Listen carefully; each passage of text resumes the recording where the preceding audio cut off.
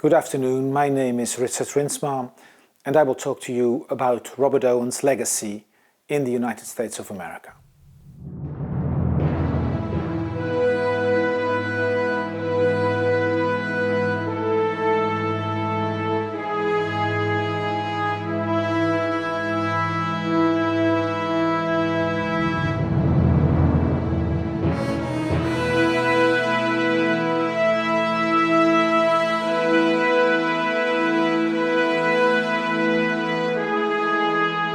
New Harmony, Indiana is the site of two communal utopias that existed between 1814 and 1831. The town was built by a German religious group called the Harmonists, who in 1825 sold their entire village and surrounding farms to the British industrialist Robert Owen. New Harmony was then settled by Owen's followers, who, like the cotton spinner from New Lanark, wanted to create a perfect society based on social equality and science. Owen bought the town from the Harmonists in January 1825 and almost immediately convinced William McClure, president of the Academy of Natural Sciences of Philadelphia, to become his partner in this utopian adventure. Much is known about the economic difficulties Owen's community had to face between 1825 and 1827. So many historians underline the rapid demise of the social system, which occurred in less than 2 years. However, few seem to be aware that together with McClure, Owen was trying to find practical solutions to the numerous issues that threatened New Harmony's existence and scientific goals. The inspiration for Owen and McClure's project came from a book entitled The New Atlantis, appended to a larger work called Silva Silvarum, or A Natural History in 10 Centuries, published in July 1626 and written by Francis Bacon just before his death. Unlike other books on utopias, The New Atlantis insisted upon the necessity to let scientists govern society. American President Thomas Jefferson included Francis Bacon in his list of the 3 greatest men that ever lived, together with John Locke and Isaac Newton. William McClure was a personal friend of Jefferson, who shared many of his views.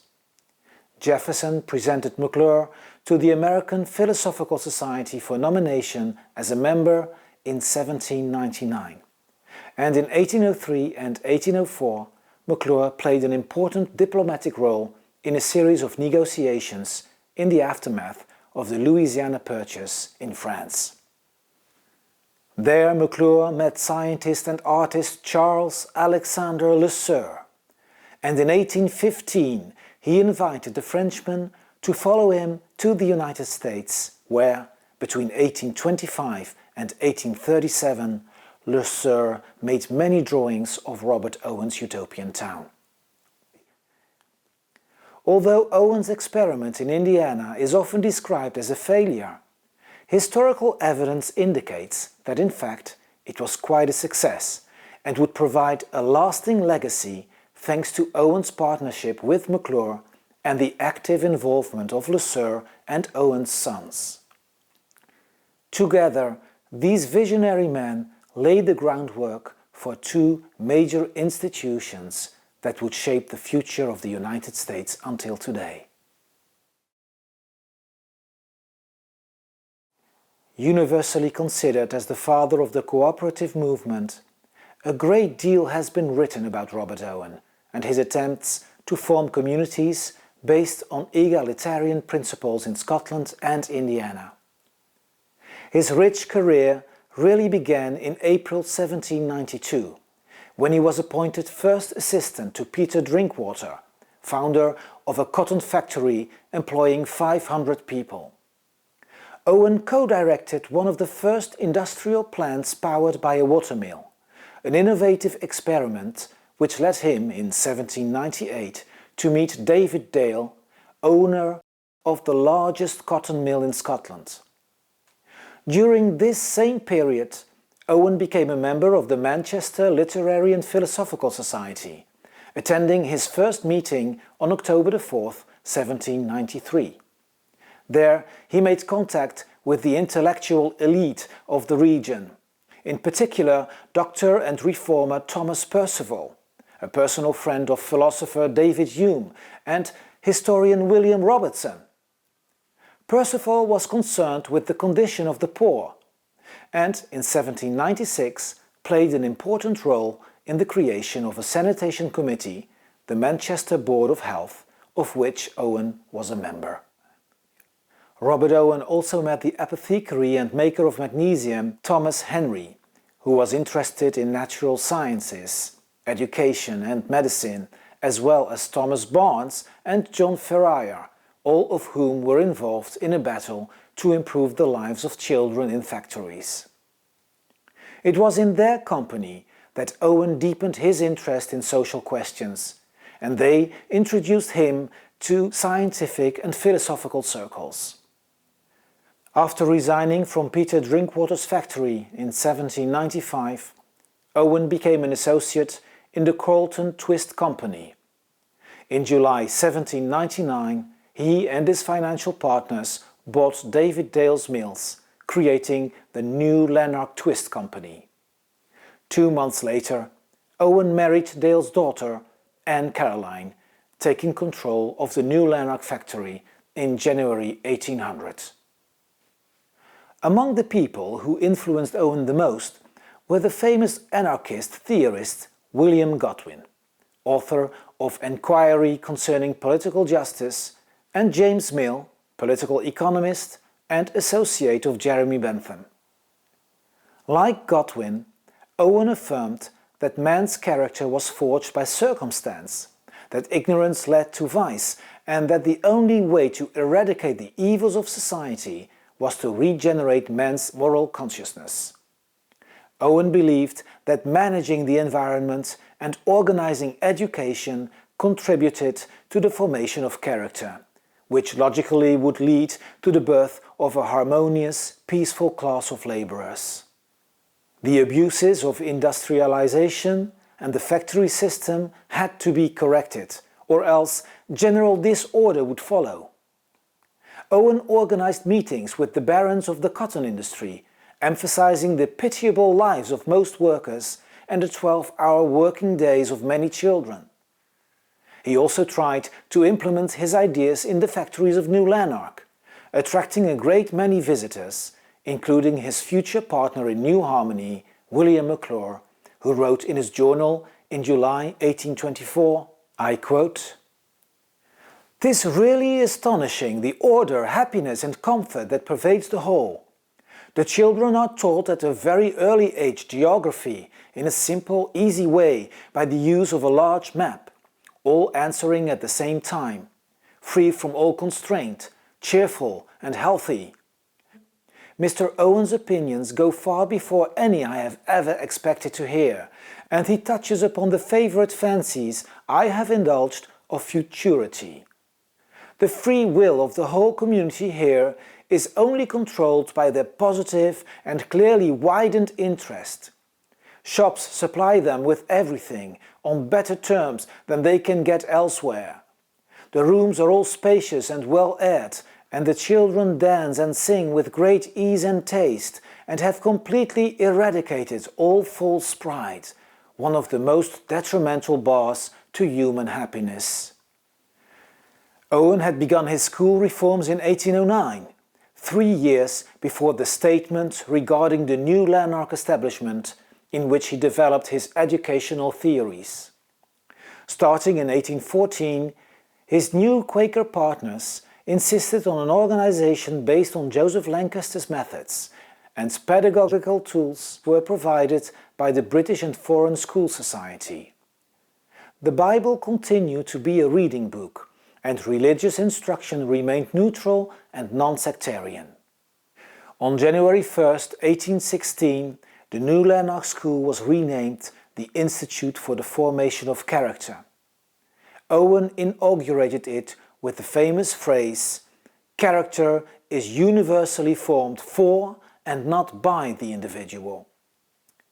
Using this formula, Owen affirmed the world in which we grow up changes a person's personality, and so society has an obligation to control this environment and provide a context in which human beings can become useful citizens. William McClure, in his personal journal, noted enthusiastically how Owen planned to transpose the new Lanark model onto other branches of the economy. I quote, "Mr. Owen proposes a new establishment of 700 acres in a model of agricultural improvement, consisting of a community of property and everything tending to dismiss the misery and increase the happiness of the human species. He starts on the broad principle, perhaps as new as it is true, that man's characters are not made by themselves, but in all circumstances and situations depend upon them, that is, in habits, or in other words, education. Owen believes that it is possible so to organize society as to drown the self in a notion of sociability and make the interest of each the interest of the whole. Harmonize society by combining their whole interest into one focus, like a burning lance increasing both the union and strength of the whole." Unquote. A major opportunity to transpose the new Lanark model elsewhere in the world occurred when New Harmony came up for sale and a commercial agent arrived at New Lanark, apparently right after McClure's visit.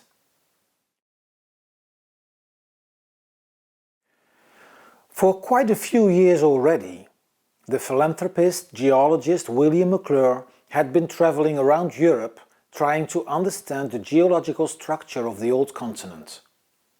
These comparative studies helped him in 1809 to publish the first geological map of the United States, covering the area that stretches from the St. Lawrence River to the Gulf of Mexico.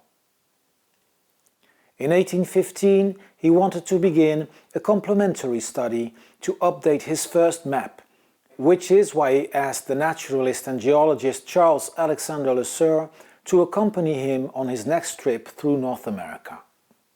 LeSueur was a well-trained geographer who had attended the Le Havre School of Mathematics and Hydrography, and so he was an excellent map maker.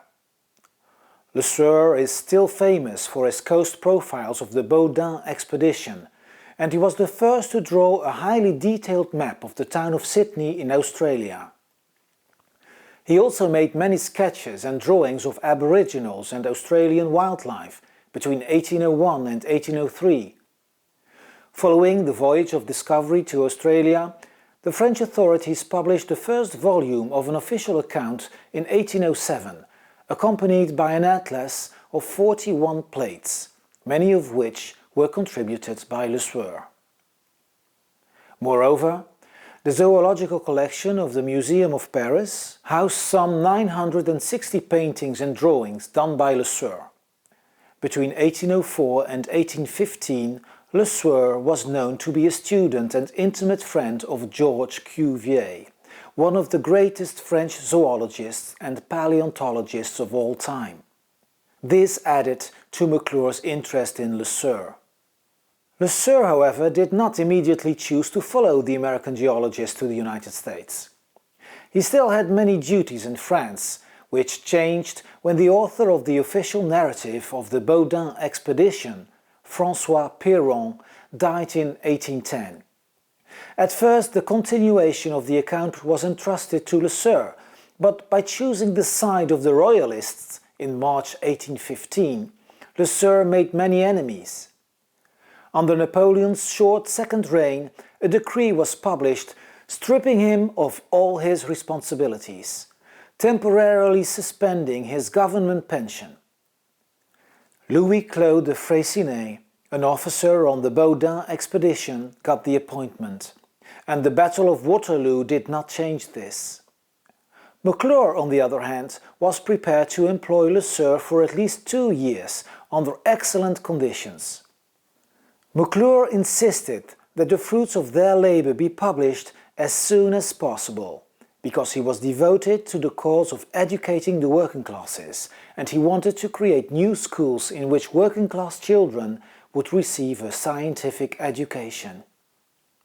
McClure was able to make this happen because he was a very rich man. The son of a successful Scottish merchant, he became a partner in the London-based firm Miller, Hart and Company in 1782. He worked for this multinational for 14 years and in June 1796 co-founded McClure, Bridie and Company, establishing himself in Richmond, Virginia, to export tobacco to Europe. That same year, he became a naturalized American citizen. The tobacco business was booming, making McClure extremely wealthy. In 1827, he was worth over $180,000. So he was about as rich as his future partner, Robert Owen, whose fortune amounted to $200,000 in 1825, when he sold his cotton factories in New Lanark.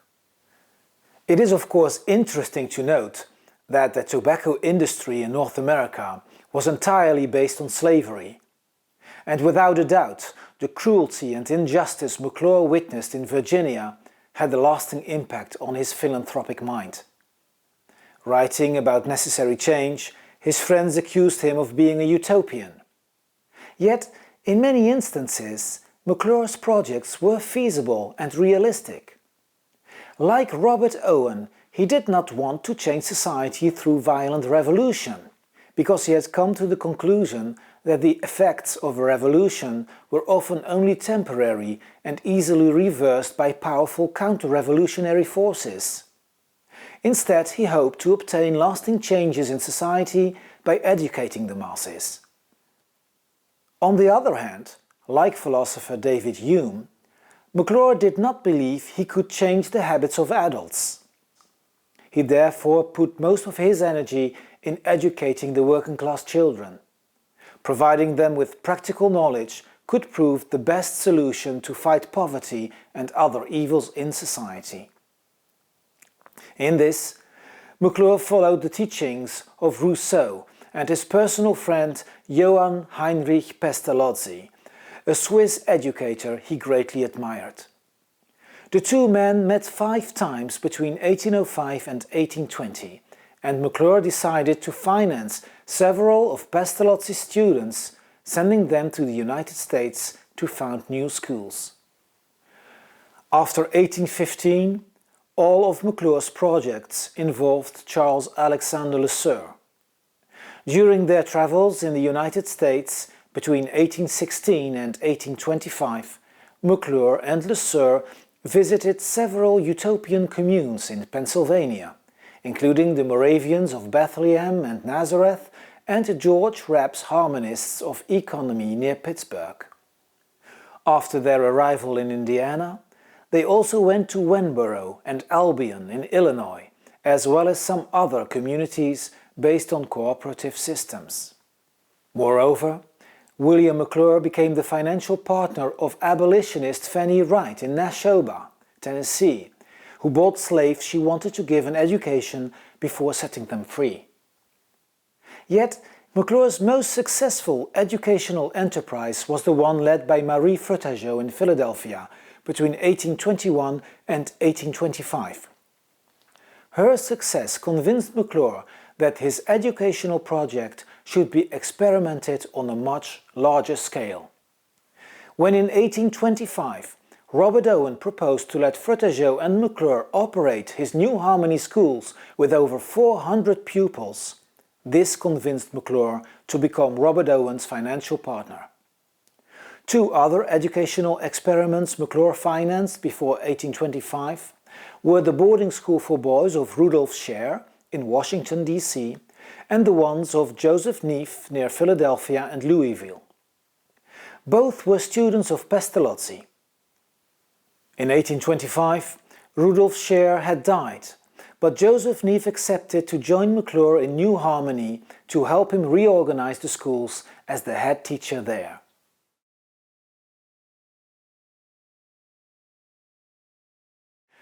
When McClure and Lesueur arrived in New Harmony in January 1826, several members of the Academy of Natural Sciences of Philadelphia were already there. They would also be active as teachers in the schools in an unprecedented effort to give a scientific education to over 400 working-class children. When Robert Owen opened the schools in May 1825, they were under the direction of Robert L. Jennings and two Irish teachers, Patrick Gilmore and William McCall, who were already trying to implement the Pestalozzian system of education. With the arrival of Joseph Neave, who had been personally trained by Pestalozzi, the Pestalozzian method was used more extensively as Neave started to form his assistant teachers. Together with his family, some scientists and the other teachers, they founded the Education Society. The 14 leading educators were Hugh Ainsley, Amos Clark, Helen Fisher, Marie Fritageot, Charles Alexander Lesueur, Joseph Neave, Louisa Neave, Louise Neave, Victor Neave, Robert Dale Owen, Guillaume Fickpaal, Lucy Sister, Gerard Troost and Josiah Warren. Interestingly, Patrick Gilmore, William McCall and Robert Jennings, formerly at the head of Owen's schools, were no longer members of the Education Society in August 1826, and famous entomologist Thomas Say is not mentioned as a teacher of the Education Society in the archival sources. On the other hand, several members whose personal stories remain untold appear to have been important teachers in New Harmony schools, which shows that more research is necessary on the functioning of New Harmony schools between 1825 and 1827. It is necessary to highlight Lesueur's most prominent role in the schools, because his biographers unanimously downplay his participation in Robert Owen's utopia. Not only was Lesueur involved in teaching, he was a leading member of the Education Society and the head of the New Harmony Museum. Nonetheless, all of his biographers, with the exception of myself, will tell you he only gave drawing lessons and followed some of the community's rules. This is due to the influence of his earliest biographers, George Ord and Ernest Ami. Ami stated, I quote, "Lesueur had no word of sympathy for the communistic enterprise of which he was an apathetic witness. He lived in the midst of the new society without participating in and without particularly following its practices. Lesueur never showed the least interest in the dreams of New Harmony. He submitted to some of the rules of the society in whose service McClure urged him to enter. He surveyed, drew and collected for it, but there his effective participation ended." Unquote. This statement, of course, is completely untrue and shows that new research was necessary to shed light on Lesueur's true role in the Education Society. Joseph Neave may have been the most prominent Pestalozzian teacher, but Lesueur taught his students how to make illustrations and print books, how to observe nature, make surveys and master the art of geology and paleontology using direct experiences. Like Neave, Lesueur would take his students to the river and the forest, giving them lessons in zoology, botany and geology. One of Lesueur's students, Robert Owen's youngest son Richard, wrote about his mentor, I quote, "He instructed me how to feel with my feet for unios and other shells, as we waded sometimes up to our necks in the river or ponds, searching to add to our collections. When we were together, going sketching I think, we found and killed a large black snake, uncommonly distended. Mr. Lesueur, when we reached home, used a large syringe and injected water into the stomach, from which he then stripped 4 young rabbits. Another time we obtained a female opossum and he very deftly dissected it and showed me the young adhering to the small teats in the pouch or marsupium." Unquote. One of Lesueur's watercolor drawings in the Natural History Museum of Le Havre shows Robert Owen's sons in action, excavating Native American tombs with their teacher. Lesueur spent a lot of time with David Dale and Richard Owen, and some of their drawings are similar. Lesueur was a scientist, interested in teaching science. He was not just giving drawing lessons. He would teach science in the schools and do the same at his home. This is underlined by Lesueur himself in one of his earlier letters to McClure. I quote, "My house continues to be visited every morning from 5 a.m. until the opening of the school by all the tiny mineralogists. In the evening there are more visits after school." Unquote. Direct experiences and contact with nature were particularly important according to the Pestalozzian method. A forerunner of Montessori education, Pestalozzi proposed an alternative to traditional teaching that, according to him, put too much emphasis on grammar and literature and did not prepare working-class children appropriately for their future role in society. He emphasized the importance for children to be in contact with actual objects instead of written information that they could not assimilate. It is important to understand that when Robert Owen's communitarian project ended in the summer of 1827, the Education Society continued to function in spite of the departure of Joseph Neave and his family. In other words, Utopia did not completely stop in 1827, and it went on for at least another 4 years. All the events that led to the dissolution of Owen's New Harmony Community of Equality in 1827 are described in my 500-page book, Eyewitness to Utopia, which also includes a list of its members, as well as many illustrations by Charles Alexander Lesueur. The Education Society remained fully operational until the summer of 1831, and it continued at least partially until 1834. That year, Joseph Neave returned to New Harmony, where he took up his job as an educator, apparently until 1841. During Lesueur's 10 final years in New Harmony, between 1827 and 1837, the foundations were laid for the creation of at least 2 major American institutions, and many scientific publications rolled off New Harmony school press.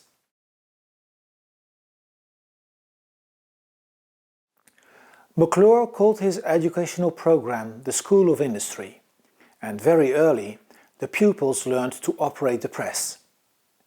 Together with the professional printer McClure brought to New Harmony, they produced and hand-colored Lesueur's unfinished book, American Ichthyology, in 1827, as well as Thomas Say's American Conchology between 1830 and 1834.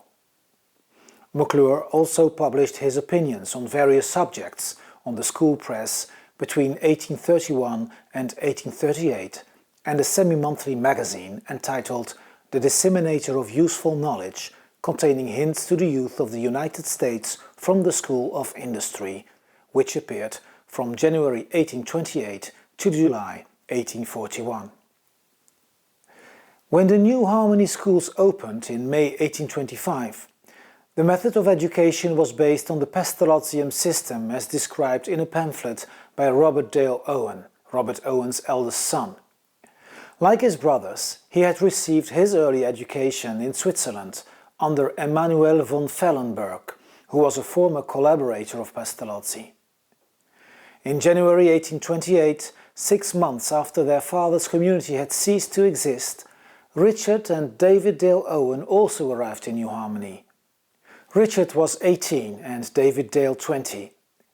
They discovered that the Education Society was still fully operational and befriended many of its scientists and teachers.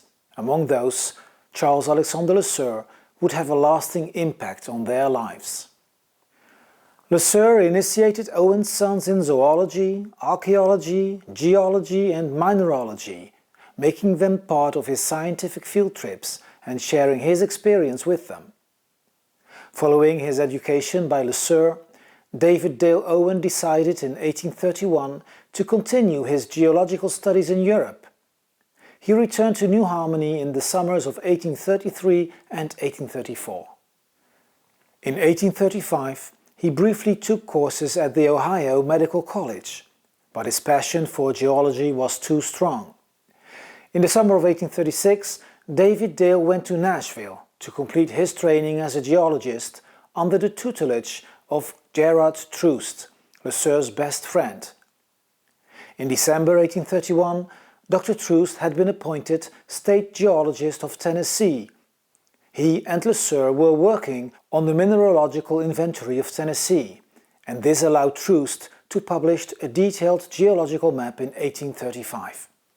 David Dale's official work as Gerard Troost's field assistant led to a rich career. He was appointed State Geologist of Indiana in 1837, of Kentucky in 1854 and of Arkansas in 1857. Richard Owen became David Dale's field assistant in 1848. In 1849, he was appointed Professor of Natural History at the Western Military Institute and University of Nashville, and in 1860 he succeeded David Dale Owen as State Geologist of Indiana. In 1864, Richard Owen became Professor of Natural History at the Indiana University in Bloomington, and in 1872 founding President of Purdue University, West Lafayette. After David Dale's nomination as America's first federal geologist in 1839 and until 1856, the newly created United States Geological Survey had its headquarters in New Harmony, depending largely on the mineralogical collections brought from France, Switzerland, Germany, Italy, Spain, Russia, Great Britain, the West Indies, Mexico and the United States by McClure and Lesueur. When in 1856 the new buildings of the Smithsonian Institution in Washington, D.C. were ready to house the New Harmony collections, they took in the major part of these minerals. The Smithsonian Institution has strong connections to the United States Geological Survey and New Harmony. Also because of David Dale's elder brother, Robert Dale Owen. In 1836, he entered Indiana's political arena and 6 years later became a member of Congress where, in 1845, he proposed the introduction of a bill creating the Smithsonian Institution. He was subsequently appointed to its Board of Regents and in charge of the construction of the building which would house the future National Museum. Originally, Robert Dale's intention had been that the Smithsonian Institution serve as a federal school to train teachers, a normal school shaped after Pestalozzi's establishment in Switzerland. Ultimately, this did not happen, but the Smithsonian Institution did become a center for resources to help teachers from all over the world. Together with the building committee, Robert Dale Owen turned to James Renwick Jr., the architect of New York's Grace Church and later of St. Patrick's Cathedral. Renwick followed Owen's recommendations and used as a source of inspiration 12th century Norman castles. He added niches, traceries, chapel-like rooms and 9 towers. This was a wonderful tribute to the Normandy of William the Conqueror, the home of geologist Charles Alexander Lesueur, who had given so many years of his life to help realize Robert Owen and William McClure's dream to promote the sciences and educate the masses. Ultimately, the new Atlantis of Indiana had led to the creation of the United States Geological Survey and the Smithsonian Institution, 2 government entities that still enlighten the citizens of the United States and the rest of the world today. Many historians tend to present the New Harmony experiment as an ideological failure. but if we keep in mind the educational aims of Owen, McClure and Lesueur, we can easily demonstrate the extent of its success.